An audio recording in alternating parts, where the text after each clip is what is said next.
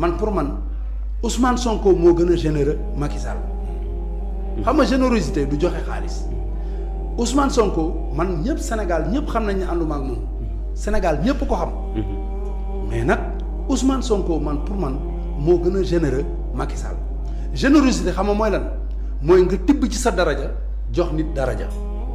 Macky Sall bi mu koy def président de la République moom mu defal la décret mais Ousmane Sonko ñaata maire la fal ñaata député la fal ay nit yoo xam ne kenn xamu leen ay booy yu ndaw mu jël leen xoola même affaire Azer bi booy bi ñu ko jox xam nga xale la mooy c'est le DG le plus jeune du Sénégal. Donc ça veut dire que ni gain bi au moins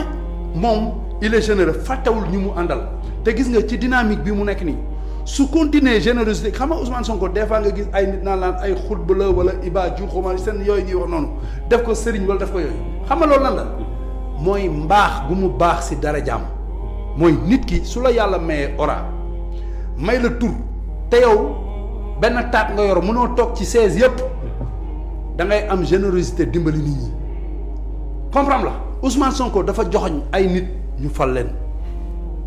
tey président Macky Sall dafa waroon joxoñ Amadou Ba mu jaral ko léppam Ousmane Sonko keroog ba mu génnee kaso ànd ak Diomaye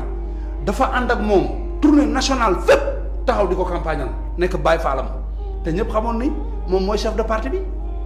mais Macky Sall lu tax mënul loolu ci Amadou Ba lu ko Amadou mën a def ci àddina xam nga dama lay wax